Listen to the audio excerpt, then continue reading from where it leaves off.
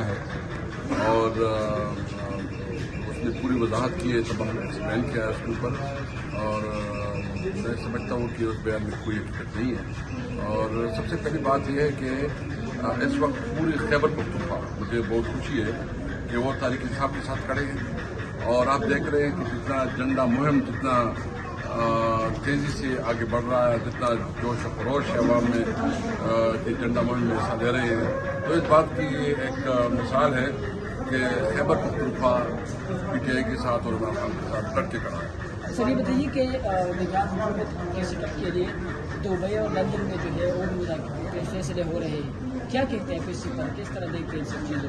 دیکھیں، اس میں تو پوری قوم جو ہے نا نالا ہے کہ یہ حکمران جو ہے نا فیصلے بھی باہر کرتے ہیں، ان کے فیصلے بھی دبئی میں ہوتے ہیں، لندن میں ہوتے ہیں۔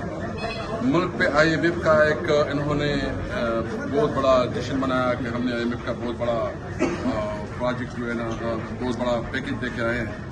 میں تو سب سے پہلے مطالبہ کرتا ہوں کہ آئی ایم ایف کے تمام جو ڈیل ہے وہ پبلک کے سامنے رکھا ہے، اور یہ بتایا جائے کہ اس کی مزید کتنی مہنگائی بڑھے گی، ان کے اثرات کیا ہوں گے، مزید کتنے ٹیکسز لگیں گے، اور جب یہ ہمارے وقت میں جب آئی ایم ایف پہ بات ہوتی تھی یہ کیا بات کرتے تھے۔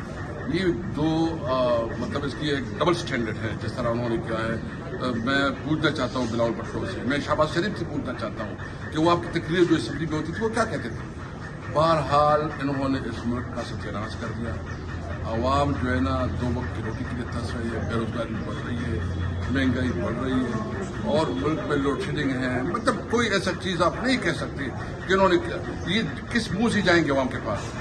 میں یہ پوچھنا چاہتا ہوں کہ کیا یہ فیصلے عوام نے کرنے ہیں یا انہوں نے بند کمرے میں دبئی میں کرنے ہیں۔ میں عوام سے ریکویسٹ کرتا ہوں کہ انہوں نے اپنا آپس میں بانٹ کر دیا کہ کسی کو صوبہ خیبر پختونخوا دیا، کسی کو جو ہے نا پنجاب اور سندھ اور بلوچستان اور مرکز۔